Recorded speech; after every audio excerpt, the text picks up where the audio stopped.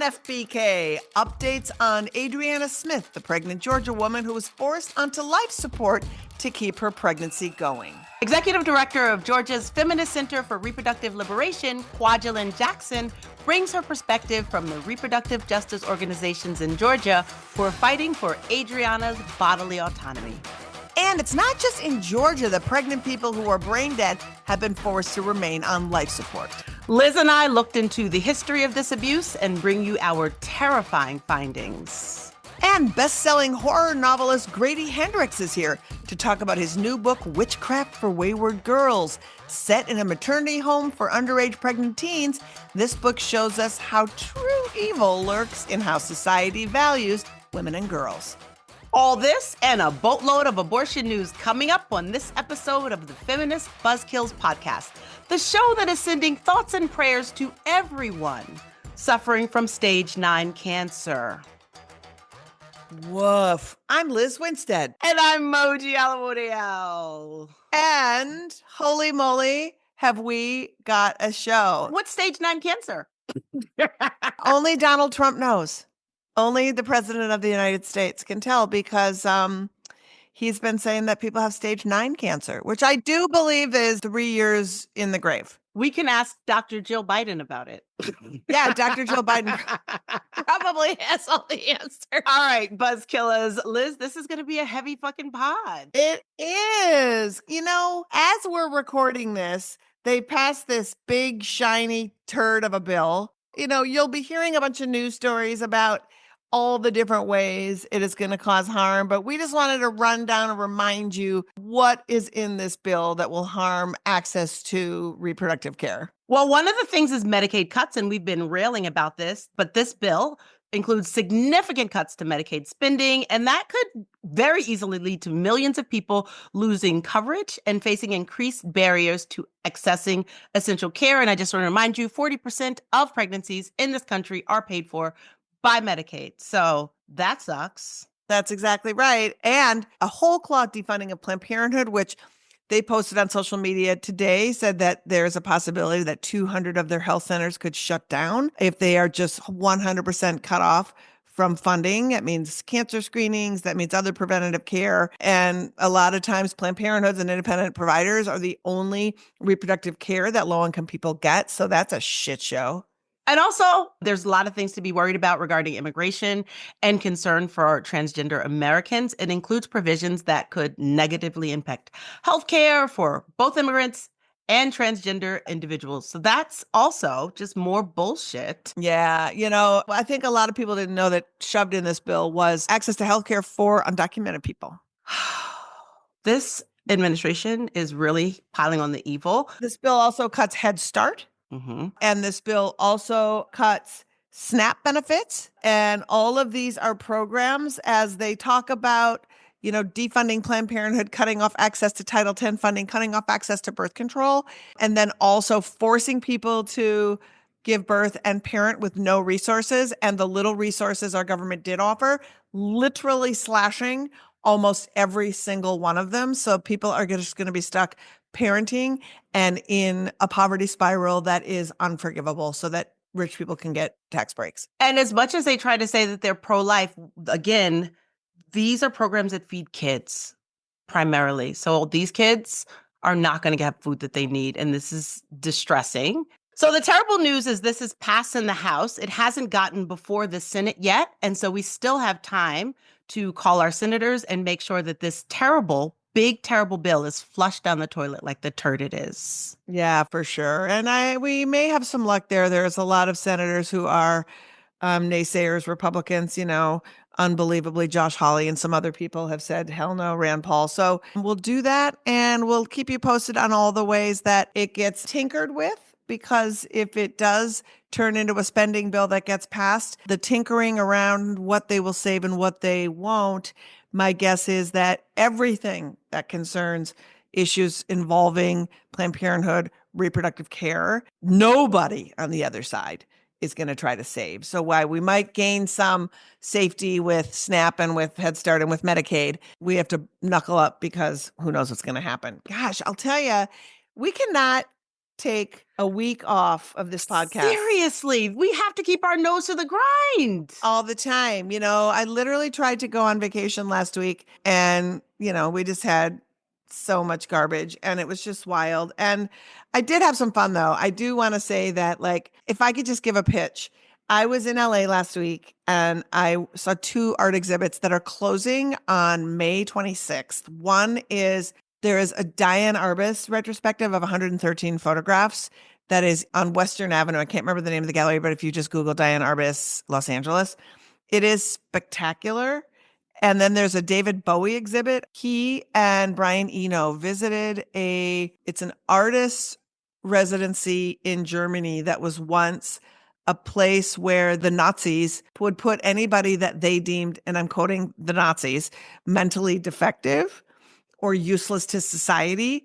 And then eventually many of the people that were sent there were exterminated. But after the war, this doctor turned it into a place for people who needed help, either mentally or physically, to do art. And they made it into this like housing place for people to do art, and beautiful art was created there. And this photo exhibit is David Bowie and Brian Eno's day at this place visiting with the residents. And it's really beautiful. That really sounds like something beautiful out of something terrible.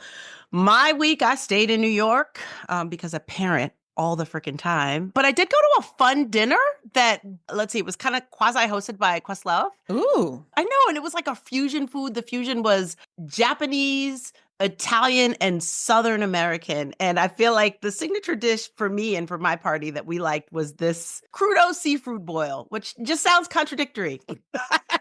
Crudo seafood boil? How do you... Yeah. Isn't crudo raw by nature? And isn't a boil boiled by nature? Yeah. Hey, it's deep fried sushi, everybody. But it was really delicious. It was raw, and they just put some like Cajun kind of seasoning on the crudo. It was delicious and entirely too much alcohol. It was a good time. I was home by 11 because I'm old. Well, I'm glad that you had some fun. Did you do some dancing? Did Questlove DJ? He did DJ. He's really good. I did a little 2-step. It was a restaurant party, so you don't really get down the way you do at a festival. But yeah, I did a little 2-step. I know. And are you mocking me because I did also go to Cruel World? You said festival, very judgy. It was more envy than judge. I think you didn't really read my tone properly. I know. You went to a festival. I really did dive back into my youth with an F and go to the Cruel World Festival while I was in LA as well. It was really fun. OMD, Go-Go's, Nick Cave. I had a lot of fun. I danced. It rained. I was in bed by 11 also. So let's do it. Oh my God. All right. All right. Are you ready to get to some other news of the week? Like a big pile, a steaming dump of news of the week? Let's do it, Liz.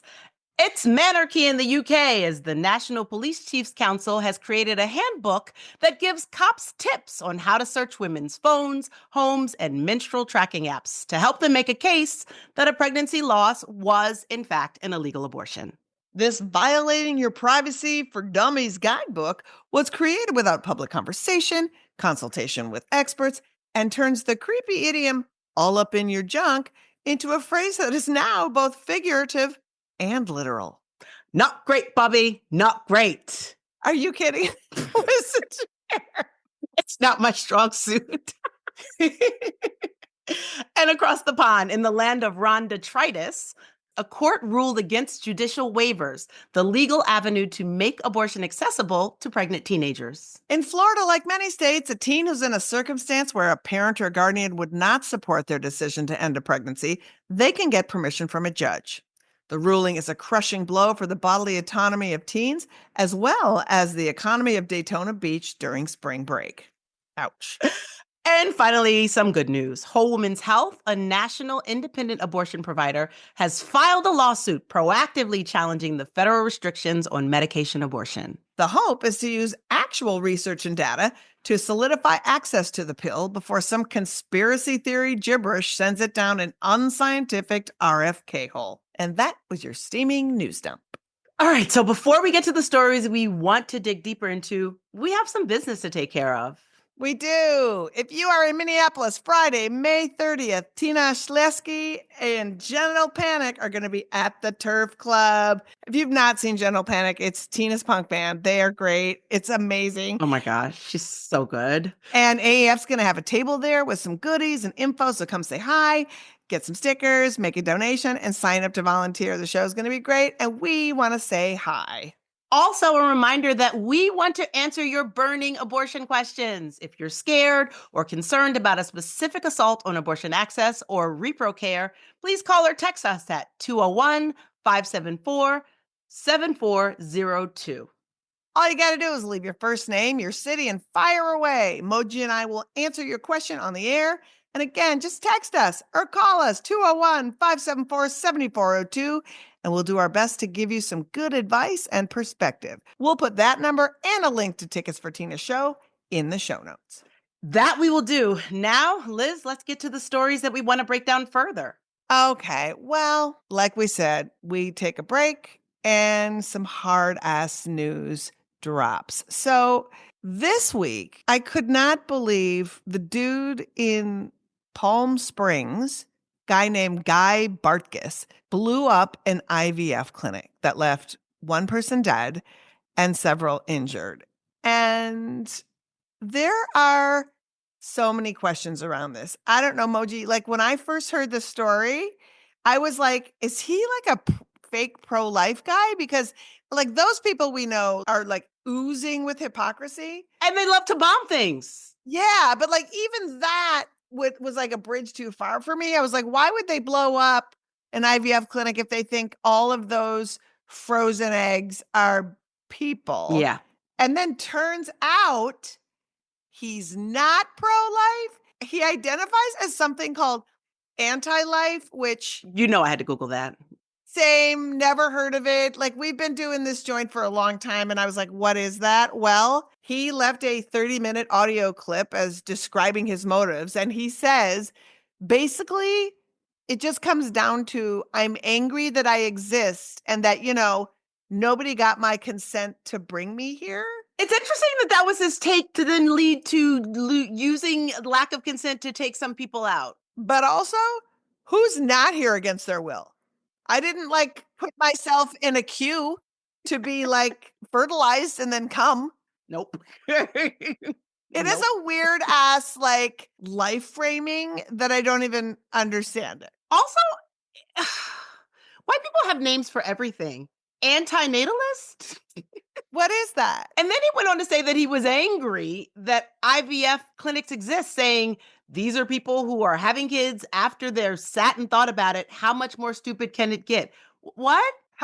What? I guess the Unplanned answer would pregnancy be is his game plan? having kids without thinking about it seems maybe more stupid. Like it is so weird and I don't understand it. So now we have a new group of people who hate us, but also hate the anti-abortion movement, But also hate themselves? hate themselves, which I guess the takeaway from this whole story is the enemy of the enemy is not my friend. No, absolutely not. We don't claim him.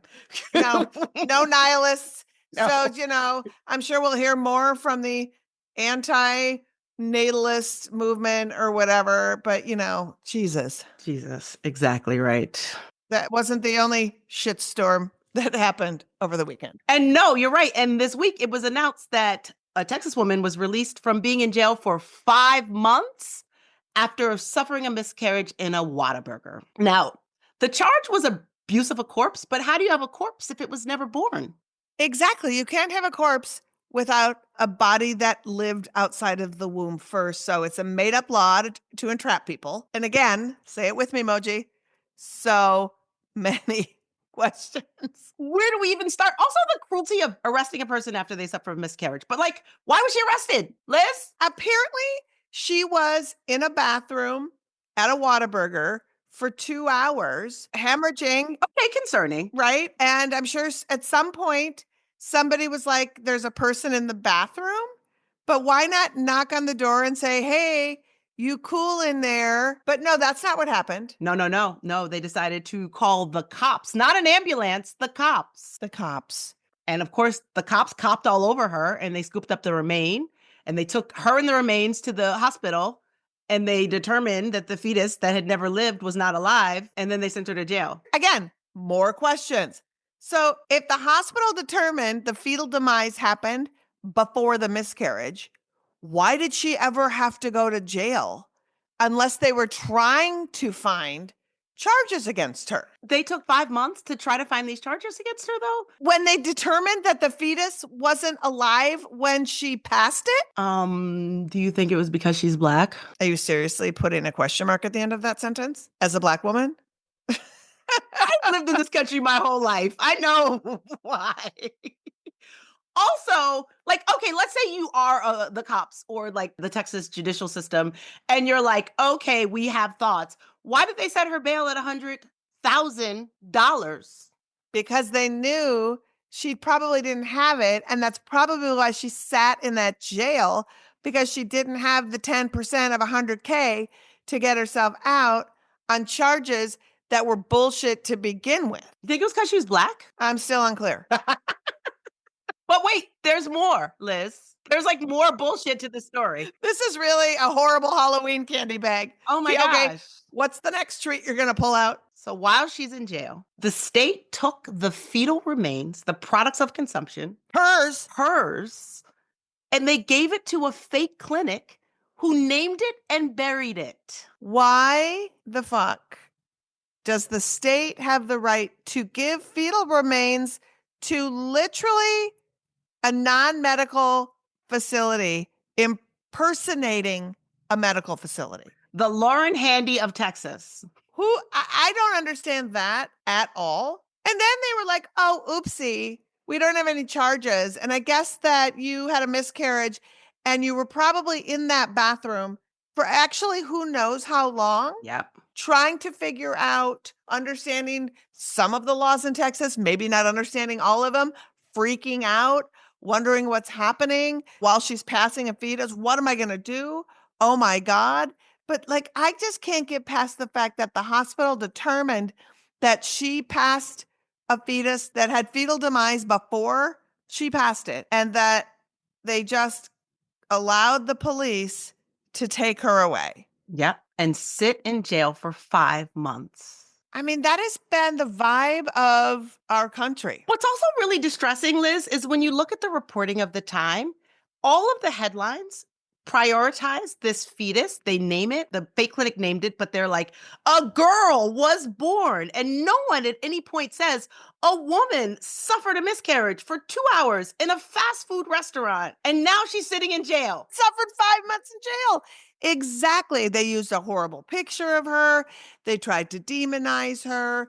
And, you know, there have been far too many of these stories as we have moved into so much criminalization of miscarriage and abortion. And it just is, the game is upping it and now empowering law enforcement to, you know, what we saw in England. I mean, that story is actually crazy, right? That they have a handbook to now try to literally check on people so that you can, if you choose to, it's much easier to try to frame somebody to say that they illegally lost their pregnancy. Listen, the not too conspiracy theorist of Moji thinks that Texas already has this handbook quietly. They probably wrote it for England. Exactly my point.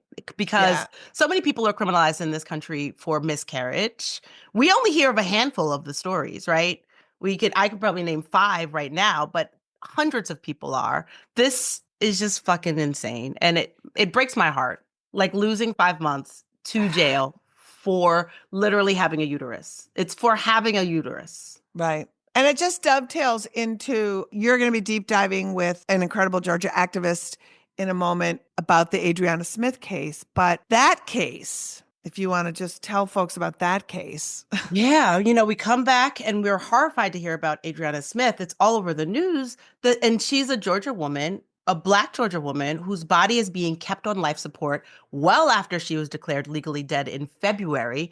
And it's only happening because she was pregnant when she died. The story is appalling, but this is not the first case that we know of a person's body being used as an incubator well after their death. Exactly. And I remember right when we were launching the first iteration of our organization, there was a Texas case about a woman named Marlise Munoz who was brain dead after collapsing from a blood clot in her lungs.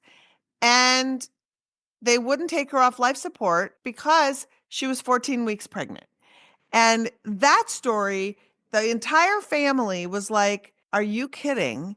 And they were like, we're just following the law. And debating with the family, in front of the family, of whether or not when this literal corpse, the pregnancy would get to 24 weeks, whether they could somehow have the corpse vaginally deliver or they would do a C-section. And the family was, you can only imagine, beside itself. And they fought for 2 months.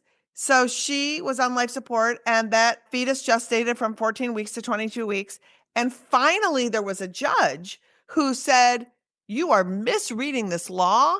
You must release this body to the family and go with her wishes. She had a directive. And it was, the grief they had to go through was profound. Oh my gosh. I couldn't imagine. At the same time, there was a Texas rep named Matt Schaefer who was pushing for a bill that would force pregnant Texans to carry dying, deceased, or non-viable fetuses as long as they could.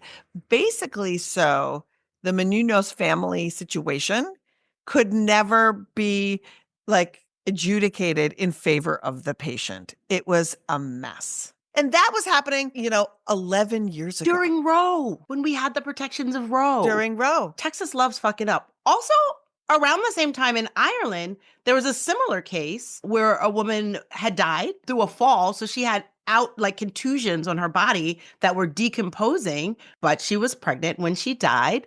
And ultimately, her family fought to get her body taken off life support, not life support, death support, because she's not alive, right? They fought to get her body taken off. And the only reason the Irish court allowed it to happen, not because her body was decomposing, not because the family was distraught, but because they established that the fetus at this point couldn't live outside the body. So there was no thoughts about how the family felt or like what she wanted for her life and her body. And totally just, this was a vessel. And the vessel is not working. So I guess now we can let it rest. It really just makes you feel horrified, but also sometimes we need these really dark reminders of our fight is literally for our value and our humanity. It's so much bigger than bodily autonomy. It's whether or not our existence has enough value to defend. Mm-hmm. And that is the part that feels wild. And Idaho had a law saying that healthcare directives can be challenged if somebody is brain dead. And in 2021, activists challenged that law and they won. And the Idaho Supreme Court ruled that forcing incapacitated pregnant women to remain on life support was unconstitutional, which is a really good ruling to have on the books because, Moji, do you want to tell the people the scariest part of this whole story? Yeah. The really scary part of this is that you do a deep dive and you realize that almost 2/3 of U.S. states have laws that restrict pregnant people from any advance directive that they've made if it conflicts with the opinion of a doctor. Yeah. But there's more. That was one. And that's like, 2/3. 26 states, so over half, will legally ignore whatever advance directive decisions incapacitated pregnant people have made. But the most chilling is that 12 states in this union require that life-sustaining therapies continue to be provided until a fetus can be safely delivered. So there's nothing you can do to stop it. It is unbelievable. And I think it's one of those things like, we discovered years ago that there was 31 states that allowed a rapist to sue for visitation in custody if a child was conceived from the assault. And I remember putting that out into the ether, and states quickly jumped on that and started removing that law because people didn't even know it was on the books. And I think this is the call to action for everybody to see wherever you live. And we'll put a link to the National Institute for Health stats and what states still have some kind of state intervention for your healthcare directives so that you can call your local reps and say, whoa, I want this stricken from the record because my body is not my body, no matter what. So I think that that's going to be a thing that is really crucial. But what an astounding statistic as we sit here in 2025 2025. amidst fascism and realize that not only are they trying to steal every single ounce of autonomy we have in life, that 2/3 of the states already own us in death. Chilling. And that brings us to our next guest. Perfect segue. I had a chance to sit down with an amazing abortion provider to talk about Adriana Smith and how we need to trust Black women before tragedy hits, not after. She's the executive director of the Feminist Center for Reproductive Liberation in Georgia, a Black women-led independent reproductive justice organization committed to accessible and judgment-free reproductive health care in the South. Please welcome Kwajelyn Jackson.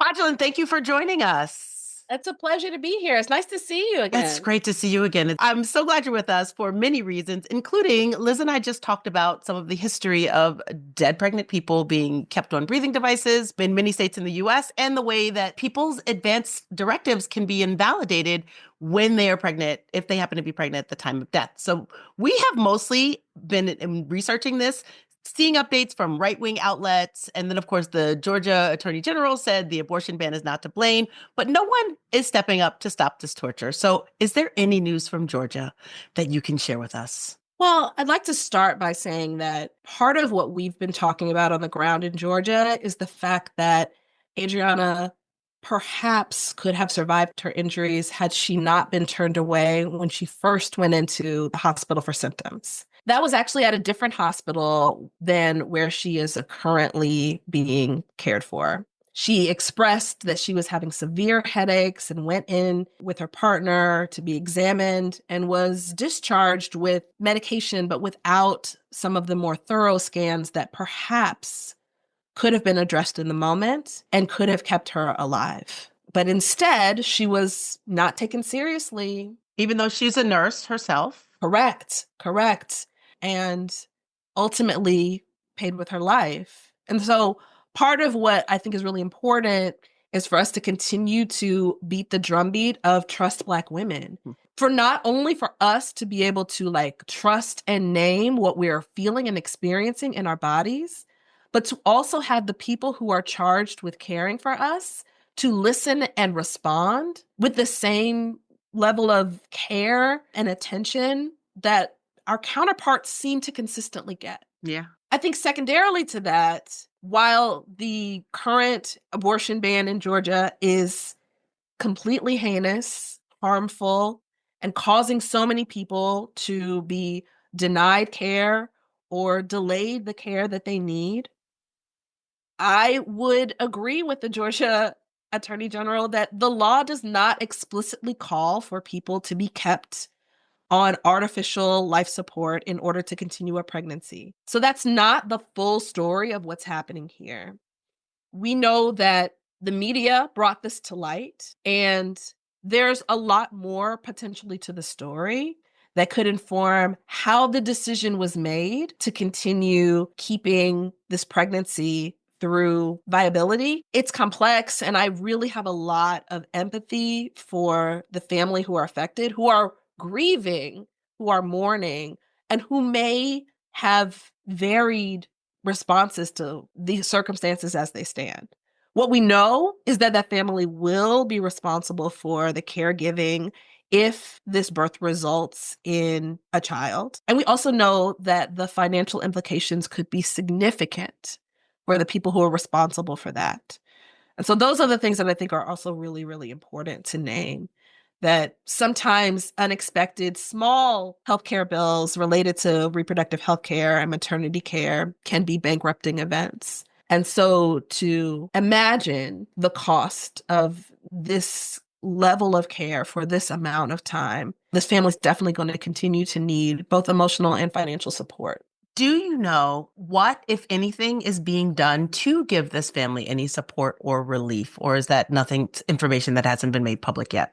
I know there's many advocates who have been working to connect with family members so that they can better understand the circumstances and find out exactly how they want to be supported. I do believe that there has been a GoFundMe that has been launched by members of the family. Feminist Center has not been a part of creating that fund, so I can't speak to exactly how it's been distributed. But I know that, for example, one of our beloved organizations, Pregnancy Justice, has really been working to, like, very carefully, with honor and respect, reach into the family to find out how to support them. That organization has been working with and on behalf of people harmed during pregnancy across the country, criminalized, prosecuted. And so they are very well equipped to do this with care and intention, and to not bring further scrutiny and spectacle to a family in mourning. I think that's what's really distressing about this. I couldn't imagine something like this happening to my family, but also feeling that the scrutiny and the media attention came because obviously for 3 months they were getting no other kind of relief, or they felt no other power. That's what I am imagining just looking in. Like, 3 months of this is a lifetime. You know, honestly, I think it's really hard to say. I understand the public's reaction to what has been shared in the media so far. I felt the same way. But I also would just give, like, a tiny morsel of caution, because sometimes journalists have an incentive to sensationalize our pain. I think so much about the ways that Black pain is consumed in this country, and how we should be able to have dignified deaths. We should be able to be afforded privacy. And so I don't know what resources the family had access to in the months that led us to this moment.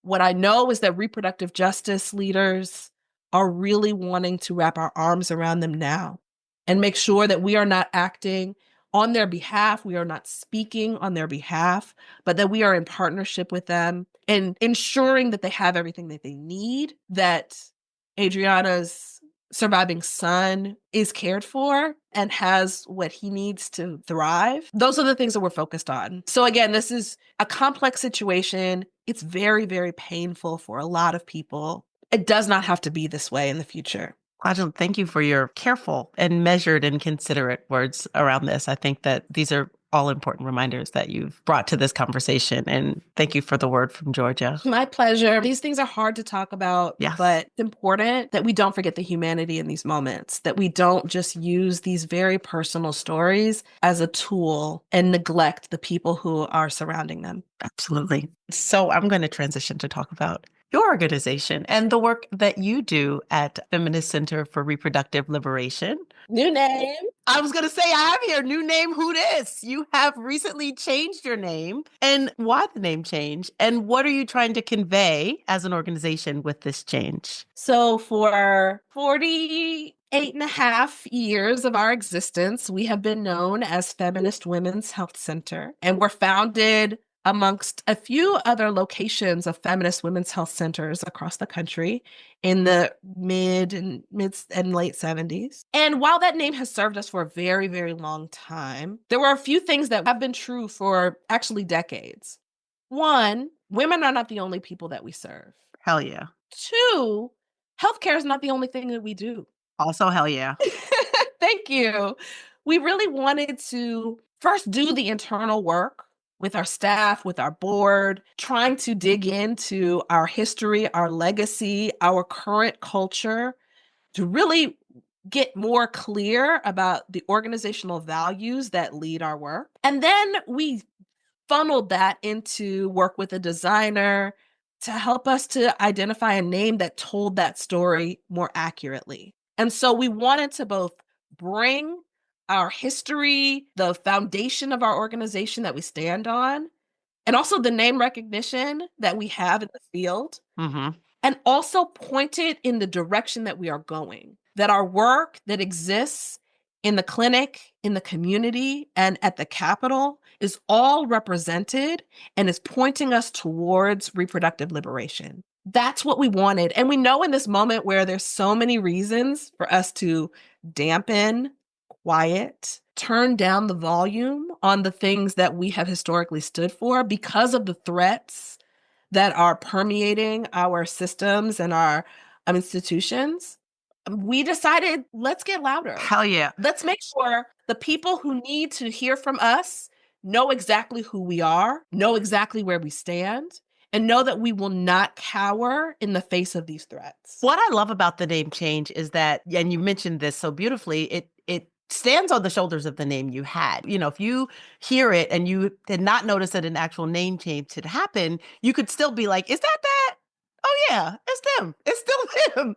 I really, really love that. When I saw the change, I was like, oh, that's a perfect transition. So bravo. Thank you. We are still Feminist Center. I mean, that's, I think, the core. We are Feminist Center, but reproductive liberation is where we are going.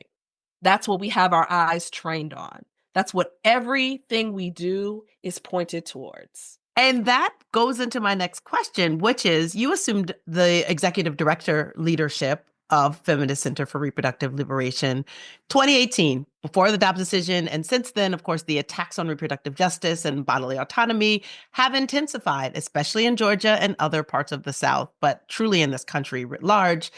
At this moment, what are the top priorities of your organization and similar organizations that you're in community with in hostile states to restore and even advance our lost rights? Our main priority is to keep our doors open. Not easy to do with a 6-week abortion ban. We're continuing to see patients. So I want to make clear to anybody who continues to be confused that a 6-week ban is not a total ban. Mm-hmm. We are actively seeing patients for abortion care on a regular basis, including people within the exception categories who are pregnant as a result of sexual violence or have a fatal fetal anomaly. So we are still seeing patients every day. We're also growing our care. So we are launching our postpartum services this week. We are working to make sure that our clinical services reflect the fullness of reproductive justice. So we want to be able to support people during pregnancy and early parenting as well. And then we are working at the Capitol to push forward the Reproductive Freedom Act, which not only repeals some of the harmful and destructive and deadly abortion bans that exist in Georgia, but also many other regulations and restrictions that limit access that people should be able to have where they live, and helps to expand the scope of practice for many providers. So we really are looking beyond just restoring what we lost, but really trying to push for what we need and deserve. We want to make sure that gestational limits don't hold people back. I think that a lot of times, and again, we talk about this whenever we talk to providers or activists from the South, a lot of times in like a New York, whatever, people are really comfortable just writing off a Georgia and saying, and they forget that the anti-abortion movement worked for 50 years to get the advances that they have now. And we have to claw back every single step we can until we essentially can advance our rights beyond what we lost, right? Beyond to full reproductive liberation. So what do you see, and that was just an aside, as the next frontier? I mean, you guys are at the Capitol, you're doing it. What's the think bigger even? Well, so one of the things I'll say to your earlier point is just that reproductive liberation cannot be achieved without Mississippi, without Louisiana, without Kentucky, without Oklahoma. So this idea that we can somehow have like a spot here, there, everywhere kind of approach to reproductive justice is woefully misguided.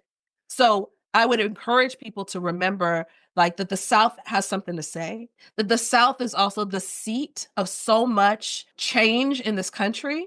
It is particularly important to listen to the activists and leaders who are rooted in the South for the direction for what's possible. That's up there with people who believe you can have a progressive movement without attacking racism. You can't. Again, we will not have democracy without Black people. We will not have democracy without Indigenous people.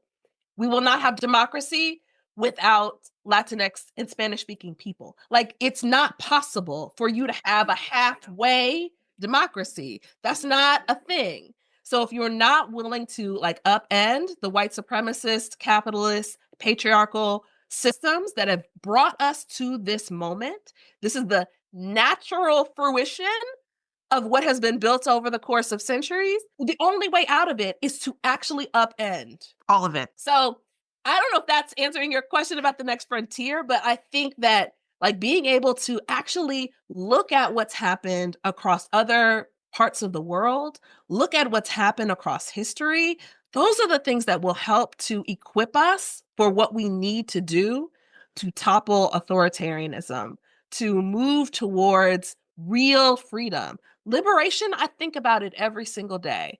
I imagine exactly what it will look and feel like for me to feel truly free. And so that's a practice that we need to actually do on a regular basis. So we'll know what we're fighting for, what we're building towards, what's necessary. Personally, abortion is absolutely important to me. Without gestational limits, without restrictions, available on every corner, low cost or free. But when I think bigger than that, I think about like, what does it look like to have no capitalism? What does it look like to have no borders? What does it look like to have no cops? Those are the things that I'm visioning. Oh, I love that. I was recently in an educational panel about public schools, and I was like, well, abortion is usually my point of activism, but it's the same foes. The people fighting public schools, it's the same people. And we just have to remember that we are all united in this battle, and we got to act like it. Absolutely. Our opponents sometimes understand intersectionality better than we do. Oh, absolutely. They can absolutely tie abortion to libraries in a single sweep. In one sentence, in one bill. So everything feels on fire right now. And it can feel overwhelming. And I love you talking about your practice of imagining liberation. It's so good. It's so good. I imagine 100 years from now. I'm going to try that. I really am, because I feel like it'll help. Again, it feels overwhelming. And even in my getting bogged down, I know that this isn't the moment that we give up. So we only have a finite amount of time on this podcast, but I would like you to leave us by telling us, what can our listeners do to support you and the work of your organization? So we are a 501c3 nonprofit organization. So we happily accept donations to help to invest in our work. One of the things that we're really working on right now is not only fundraising for right now, but we're also fundraising for our radical future. So people who are interested in funding our long-term strategies, who want to help us to build the mechanisms that help us build and retain wealth over time, because we know that philanthropy will continue to evolve. Politics will continue to evolve. How do we make sure the organizations that are doing the work we care about can go the distance, can be here in that 100-year liberated future? And then we, of course, have volunteers. We have advocacy days. So if people are in Georgia, are connected to folks in Georgia, our beautiful new website has all the ways that folks can get involved. We're still open 6 days a week. So if people need a birth control visit or hormones or abortion care, they can absolutely make an appointment with us. We would love to care for you. So we're going to put it in the show notes, but will you tell everyone that beautiful new website? The good news is it didn't change. We are feministcenter.org. Love that. Kwajelyn, thank you so much for joining us. Thank you for just bringing us the good word from Georgia and about what Feminist Center for Reproductive Liberation is doing now. I'm so excited to talk to you. It's always a joy. Thank you. Thank you. It's a pleasure to be on here. Give all my love to Liz. Will do. Thanks, Kwajelyn. To support their work, visit feministcenter.org/donate. The link will be in our show notes.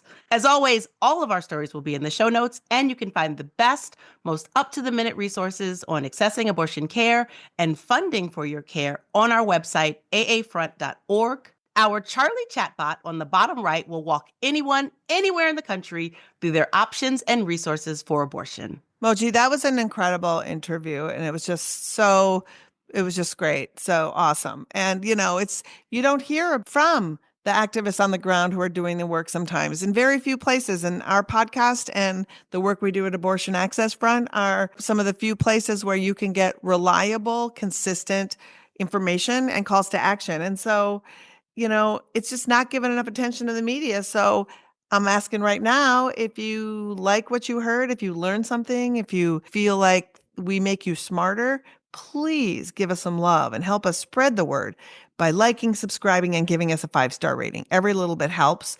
and it helps us reach more listeners. Thank you, Liz. It was such an incredible interview. I love talking to Kwajelyn. And also, listeners, you can join our Patreon. You'll get great content, cool merch, and all of your donations will support this podcast and all of the work we do at Abortion Access Front.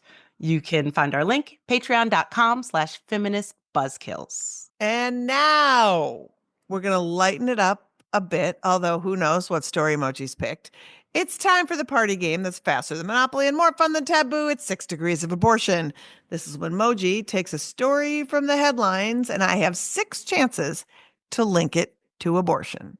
Let's see if she can stump me. When I saw this story, my jaw dropped in the best way. So Cannes, the film festival, is happening now. And they have instituted a new dress code where apparently people can't be sexy and naked on the red carpet in Cannes any longer. And that's fine. But this week, Andie MacDowell stepped out in a suit looking fucking fantastic. And so I would love you to, in 6 chances or more, link Andie MacDowell to abortion. Andie MacDowell to abortion. I think I can do it. So this is fun, and I can tie it back to myself. Andie MacDowell was in Groundhog's Day with Bill Murray, and I did a comedy special for Comedy Central called Milo, Death of a Supermodel. It was like a satire of those biography specials. And after I did it, I get a call on my answer machine from Bill Murray saying, "Is this Liz Winstead? I just watched your special and I think you've got talent." The other tie I can pull Bill Murray to is Dave Hill, Dave Hill was just a comedian who was just on tour with Bill Murray. And Dave Hill did the very first fundraiser for Abortion Access Front when we were called Lady Parts Justice at the Bowery Poetry Club. So I got 2. It took me a minute. Took me a minute. Also, the Dave Hill remember, Dave Hill was just the opening act on the tour with Jason Narducci and Michael Shannon. He also did Roe v. Wade. So there it is. Yep. Oh my God. I was like, I thought I was going to be stuck. And then I remembered Groundhog's Day. Anyway, did you see the pictures? Did you see her? No, but let's put those pictures in the show notes and I will look at them after the show. A gray-haired woman in a suit. Liz, I'm so glad you got there because I had faith in you. Thank you. Anyway, let's move on to our next guest. Yes. Now, we've talked a lot on this podcast about the rise of maternity homes, especially after the fall of Roe. And basically, they've been around since the dawn of the erection. I'll link to those episodes in the show notes because it's really important to learn about what they are. They're often associated with fake clinics, oftentimes funded by the big sort of mothership of fake clinics, Heartbeat International. And they say that there are around 458 of these maternity homes that are just associated with them, and that they saw a 52% increase in startup homes after Dobbs. And that's just the ones they know about. You know, forget about the other rogue. They're all unregulated, crazy ones, but fully unregulated. And they're creepy because they are these homes that people who are pregnant and don't have resources end up going to because of the promises that these maternity homes make to these vulnerable pregnant people. And what they promised is housing and care through your pregnancy. But generally, to be in there, you have to adhere to, usually it's their weird Christian values, and be ministered to by either the people who have the house or their church. In some cases, like Schwarzkahn Services, which is in Georgia, they're not in Germany, but it's German for treasure. They're run by white Christian nationalists. And if you look at their website, they are talking all about the treasure of their shared history. Yeah. And, you know, they'll promise you medical care or they'll promise you, you know, housing and food, but you have to basically do domestic servitude the whole time you are there. And so you are working for your food, you're working for your lodging. So forget about your pregnancy and how it may be incapacitating you or not. They don't care. There's also a lot of shaming. There's also a lot of you deserve this kind of thing. And there is like a big article came out early this year about this big pregnancy ranch in Texas where they literally had to do, like I said, hard labor in exchange for room and board. There's very little resources also at these places for helping anybody who wants to keep the baby after it's born. And they're way more often than not just basically baby breeding facilities for adoptive Christian parents. And also, there's been many reports that these patients are forced into C-sections to make sure they can schedule doctors and schedule adoptions. And to just go into how harmful and predatory these maternity homes can be, John Burt, who was a former KKK member with connections to the anti-abortion movement, had one in Pensacola, Florida, which had rules dictating how the residents had to dress, restricting their communication with the outside world. And they made the pregnant people go and essentially protest at abortion clinics while they were pregnant. And at this particular home, John Burt was convicted of sexually assaulting some of these pregnant people, young girls, at the home that he was managing. We have been monitoring these maternity homes for a long time and trying to sound the alarm just about how sketchy they are. And the thing is, they're not a thing of the past only. Like we said, they've been around forever. And now they've expanded and modernized. And so when they promote themselves, they are really presenting as some kind of glossy version of shameful, stigmatizing crap, but they make it look like through their websites and their pamphlets that they are providing safe and loving environment as you go through a pregnancy journey. And you know what? The truth is, the pregnant person comes last and the fetus always comes first, which leads us to our next guest. He's a best-selling horror writer who uses the insidious evil of these maternity homes as a backdrop for his latest novel, Witchcraft for Wayward Girls, which follows the experiences of young pregnant teens in the early 1970s through their experiences of one such home in Florida. Please welcome author Grady Hendrix.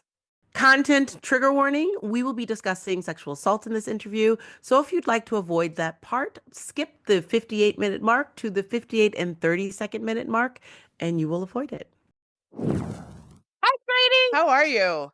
I'm okay. Thanks for having me. Well, we're thrilled that you are here. So here's the thing. As abortion rights activists, we are so terrified about these maternity homes, and we're equally annoyed at how little attention they've gotten just kind of across the course of the history of them existing. So how did you learn about them and then decide this is an excellent backdrop for a horror novel? Yeah, I kind of backed my way into it. So when I was in my 20s, two of my older relatives, one and then a few years later, the other, both sort of revealed that they'd been sent away when they were teenagers. And one of them reunited with her son when she was in her 70s, and the other never reunited with her daughter. And I didn't know this. No one knew this in the family until they were in their 70s, if not 80s. And it really blew my mind. And I remember my mom saying to one of them at one point, she was saying, my daughter's never reached out to me. I left my address. I did all of that stuff. She hates me. And my mom was like, well, you don't know that. She might be dead. And that really blew my mind because I was like, yeah. And the idea that you could have a kid and not know if they're alive or dead really rocked me. And so I wound up reading this book by Ann Fessler called The Girls Who Went Away, which is kind of the only book written for a popular audience. There's some academic books, but really the only one about the homes. It's an oral history about the homes.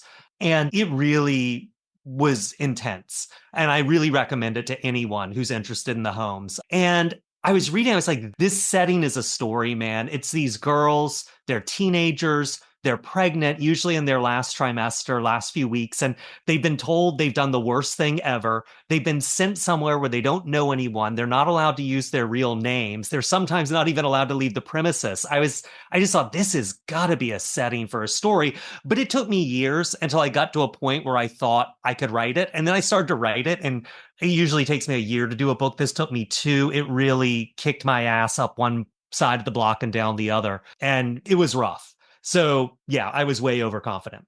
I had actually started reading the Ann Fessler book, and I think a chapter into it, I was sobbing uncontrollably. And I was like, maybe I'll come back to this later. So just to get to the book, the backdrop is pre-Roe, and these maternity homes are often the only option for someone who was pregnant and unmarried and whose family felt a way about it. So can you, based on having finished the book, because I didn't, describe what these maternity homes were really like? So the maternity homes, there were about 190 of them across the states, and they were all mostly independent of each other. Catholic Charities ran some, the Florence Crittenden Homes ran others, Salvation Army ran others. Some were little more than boarding houses, and a lot were independent operators. And they were usually really different from one another and often based sort of on the mood or the personality of the person in charge of it. So some were very, very strict. You couldn't wear makeup. You couldn't handle your own money. If you left the premises, there was a draw of wedding rings and you put one on. So, you didn't look like a whore. And you had to pay for things extra like dessert and things. Others had nutritionists and, they did continuing education. So you didn't fall behind at school. But they were all had a few similarities. They were all secret. They all tried to hide from the neighbors. They all kept their locations concealed. And no one was supposed to know you were there. And, people would say, oh, she had mono, or she went to her aunt's for the summer to work on her French, or to help her sick aunt, or whatever it was. But you lied to everyone. And when you came home, nothing happened. You were on vacation all summer. You didn't just have a son or a daughter and have them taken from you. And that's the other element of these homes. And it's something that I read in Anne's book that really stuck with me, which was one of these women said, I didn't give my baby up for adoption. My baby was taken. And you do have to ask yourself at 15, 16, 14, 12 years old, are you capable of surrendering your child for adoption? And oftentimes, if a girl changed her mind, and I say girl very intentionally because I never want people to forget these were kids. If a girl changed her mind and wanted to keep her baby, often they would use this thing. It was unofficially called this, but a lot of social workers did it, which was called the bill. And they say, okay, you can keep your baby, but now you owe us money for your stay in the home, for your medical care, for your room and board, for my time. And it would be, a sum of money these girls had never seen in their lives. And many of them, they didn't have a choice. Their babies were taken. And I really had a lot of pushback writing this book with some people in the editorial process who were saying, well, this was the only solution. Like, what else could these girls do? They stay at home, they get branded whores, they're ostracized, their kids get, and maybe, but there's a book about the Black experience with the homes, which was very different. It's called Wake Up Little Susie. It's a much more academic book than Anne's. But close to 70% of Black families during this baby scoop era, which is like World War II, 45 to about Roe, which is 73, during this era, around 70% of Black families that had an unexpected pregnancy or a single mother pregnancy, they kept the baby in the family. There was an interfamily adoption. They raised the baby. Another relative raised the baby. The mom would have help with childcare, or there would be a friend of the family who would adopt the baby, but it was almost like an open adoption. So there wasn't just one way to do this. A lot of Black families found, and some white families, but a real majority of Black families found a way to make it work. And as far as anyone could tell, the outcomes weren't any different in terms of life satisfaction, health, infant mortality, anything. Well, and that's what we talk about when we talk about reproductive justice, right? It is the framework with which we operate as activists. And that is, to be able to provide for somebody to parent how they want, if they want, and to provide resources so that they can parent in a quality of life, right? And so the thing that I think I was so appreciative about your book is that you brilliantly show the true horror of the quiet evil of judgment and how society really treated these girls. And when they became pregnant, it was a really big wake-up call to their lack of value. There were two things that really shocked me while writing this book. And one of them was how much we hate single mothers, like just as a society. I mean, I found stuff in magazines from the teens, the turn of the last century, that we're talking about, single mothers being morons and degenerates, all the way up to the 2015 was as recent I found, where people are saying, why do kids do this to get attention? I mean, both my relatives were raped. People say, oh, these kids just want attention. They want to have a baby to feel important. All this. I don't think they do. I think they're raped a lot of times, or molested sexually, abused by a member of the family, or they don't have any access to birth control. They don't have sex education. I mean, single mothers were really wrecked in how they were treated. And Ann Landers, the syndicated advice columnist, man, she hated unwed mothers and she would go after them all the time. There was a column she wrote in the 60s and someone responded and said, I'm one of these women you're talking about who deserve what they got. And, I am not irresponsible. I cry myself to sleep every night thinking about my baby. I gave up. And Ann Landers printed her letter, and her answer to it said, if you cry yourself to sleep every night thinking about what you did, you're not emotionally stable enough to have a child. So I'm glad your child was taken to a mother who deserved them. I mean, that was in print, syndicated in newspapers across the country. Politicians, I mean, it was crazy. That is heartbreaking. Yeah. I have not seen that, and I will not go looking for it. There, I said it. But like going to what you said about that, when our main character is introduced to witchcraft, right? It weirdly, even though you are a horror writer and this book is horror, it didn't feel like a horror plotline. It actually felt like it was a desperate attempt to get some sort of revenge or some sort of agency. Why did you choose witchcraft as the tool of resistance for these girls? Well, I knew witches were going to be in this book once I sort of got the book going. And it makes sense, right? These girls have no power. They don't know what's going to happen to them. They don't know what's going to happen to their baby. No one, I mean, sex education was relatively not terrible until the mid 60s. And at that point, a lot of schools were like, oh my God, all this sexual licentiousness. And they began pulling back on sex education. And there was a real move in sex education too, through the 50s, 60s, and 70s, not to tell women too much about having babies, what it was like, because they're like, we're going to scare them. They won't want to get pregnant if they know what it's like. So a lot of these girls had no clue what was going to happen until they were taken in the delivery room. And so witchcraft, here's a bunch of women who have information. Here's a bunch of women who have power and can offer it to you. Here's a bunch of women who can offer you agency over what happens to you next. I mean, the witch is a very weird figure in horror and in mythology. I mean, is she an old woman who lives in a house made of candy and eats children? Or is she a bunch of naked chicks dancing around in the woods and celebrating their power? Like the image shifts. That one. Like, and is she a librarian, which I loved. I was like, oh, especially when you look at like the political attacks on like libraries and education, like, oh, she's a librarian. Also, too, it's like, as we look throughout history, just like you were saying, Grady, if you were a woman of agency, the people providing abortion care back in the day were Wiccans, were people who were just using nature and herbs and this, and people who gathered information, women who gathered information were seen as, upsetting the apple cart, therefore demonized. And I think I love how the witches played a role here too, because it's like, not only are they providing this opening of the mind and helping of them getting through what they needed to possibly get through, but it was not a realistic path to with which to do it, right? It wasn't like, oh, and now there's justice. It was Right. Maybe this will work because we have to conjure it up.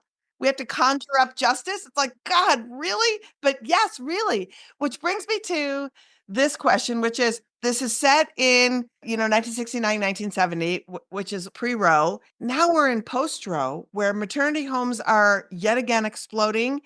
And the thing about the maternity homes of today is the secretive nature about them is not that you don't tell someone you're going there. It's that they're deceiving women as to what's going to happen to you when you are there. They still have the same aspects of cook for your lodging. Here's a set of morals that we adhere to, but they hide all that and lure you in as a positive, supportive place. So my question is, how do you feel about this book being set then and now? And what are the parallels of the world for now and the world you were set the book in?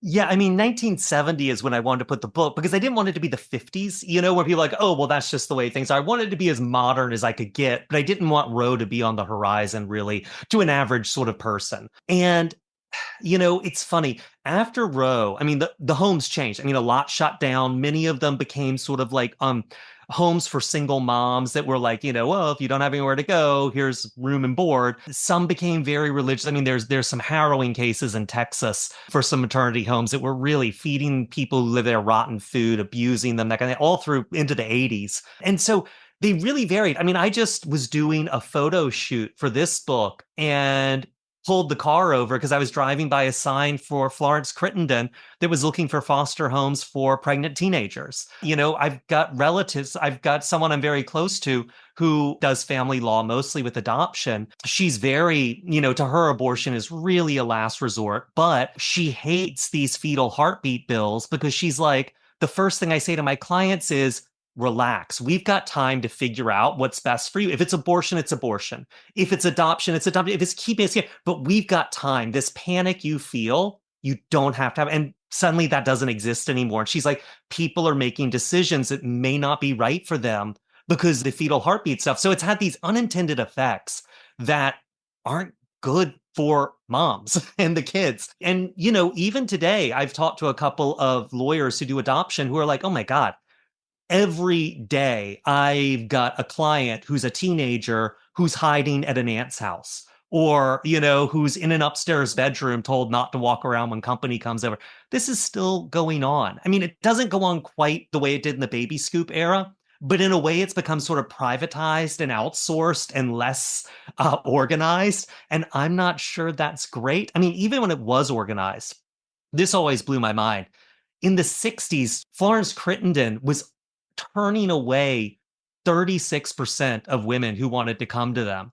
And there were some states where 1 in 10 girls who were pregnant got into a home. So even though hundreds of thousands of girls were going through these homes a year, that was a fraction. We never figured out a way to deal with this. And we thought cobbling together the maternity homes was good enough, and it was pretty horrible.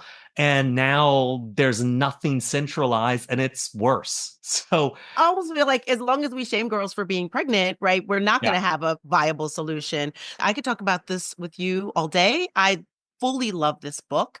But before we wrap up, I would just like you to tell our listeners, what do you want people to take away from this book when they read it? You know, this is the thing. It was a while into writing this book before I thought the penny dropped. I was like, oh, crap. I'm writing a book about reproductive rights and it's coming out in an election year. Jesus, this is going to revolve around reproductive rights. So I thought. And so to me, one of the great things about books is it puts you in someone else's head. And I feel like we can talk about the politics of all of this. And I think that's really, really important. I mean, that's where change comes from.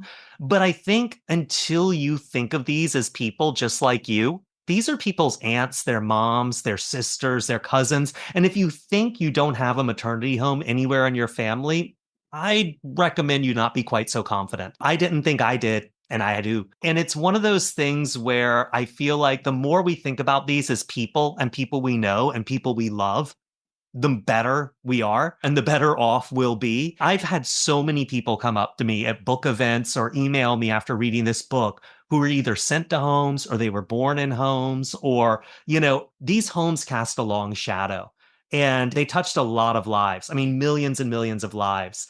And so I just feel like these were people. These were our friends and our sisters. And if we think of it as a political problem, the more generous we are with how to deal with that. And I think that by doing that, we remind people that it's sort of like It's a Wonderful Life, where it's like, quit looking outward as to where the horrors are, because if we make decisions about who these people are, then society really becomes the evil character in the books. Right. Mm-hmm. Yeah.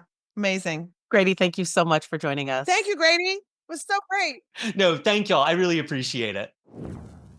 You can follow Grady Hendrix at his official website, gradyhendrix.com, or on Instagram at Grady Hendrix. Go buy and read Grady's book, Witchcraft for Wayward Girls, and make sure to check out Ann Fessler's The Girls Who Went Away for the real-life history of these maternity homes that his novel was based on. Liz, that's our show. That is our show. Yeah. Everyone, thanks for listening. And thanks again to Kwajelyn. And be sure to support their work by visiting feministcenter.org/donate. Okay. Did we make you smarter, make you laugh today? Show us some love by liking, subscribing, and giving us a 5-star rating. Plus, stay connected with us on social media at Abortion Front across all platforms. We'll give you all the information you need. And with your help, we can get more people to learn about this assault on abortion access. Looking for where you might fit in to do some abortion activism? We've got a 5-part activist training series, Operation Save Abortion, at operationsaveabortion.com. And while you are there, visit our super cool activist calendar, which is full of local and national actions and educational opportunities. And we've got some great mutual aid programs at Abortion Access Front called Adopt a Clinic, where the public can support independent clinics, abortion funds, escort groups, and patients directly by ordering needed items from an organization's wish list. These terrible tornadoes have twisted through the Midwest and the South and have hit hard with some organizations that we work for the most. And with FEMA a hot mess right now, here's some places that you can donate to. There's Hope Clinic in Granite City, Illinois, who service surrounding areas like St. Louis, Missouri, who were hard hit with this natural disaster. You can donate to Hope to fund or buy them some items on their wish list, like heating pads, menstrual cups, and diapers. You can also donate to Kentucky Health Justice Network, who funds abortion and gender-affirming care in that state. We'll link to all of this in our show notes. And if you want to get more involved, but you're not sure how, you can always sign up to volunteer on our website, aafront.org, and let's figure it out together. We'll be dark next week, but we'll be back the following week with some very special guests. When we come back, it will be the anniversary of the execution of Dr. George Tiller, who was murdered in his church by anti-abortion extremists. We'll be remembering Dr. Tiller with his former colleague, Dr. Shelley Sella. Dr. Sella was the first woman OBGYN to openly practice third trimester abortion care in the U.S., and she'll join to talk about the legacy of Dr. Tiller and about her new book, Beyond Limits, an unflinching and beautiful chronicle of her life as an abortion provider specializing in care that comes later in pregnancy. We'll also be joined by comedian, actor, and writer Chanel Ali, who'll be here to talk about her new one-person show, Relative Stranger, where she explores her life growing up in foster care, still dealing with pretty challenging parental situations, and rising up to become a comedy star. Also, join our Patreon. We can't say it enough. You get great content, cool merch, all the things. All the pledges support this pod and our activism at Abortion Access Front. Pledge. Patreon.com/feminist buzzkills. FBK is edited by Remy DeTournay and is produced by Jen Moon for Abortion Access Front. And from all of us at FBK, have a great long weekend, and we'll be back with a new episode in early June. Bye, everyone. Bye-bye. Feminist Buzzkills, the podcast from Abortion Access Front. New episodes drop Friday. When BS is poppin', we pop off. And if you want to support our podcast and all the work of Abortion Access Front, like, subscribe, and join our Patreon at patreon.com/feministbuzzkills.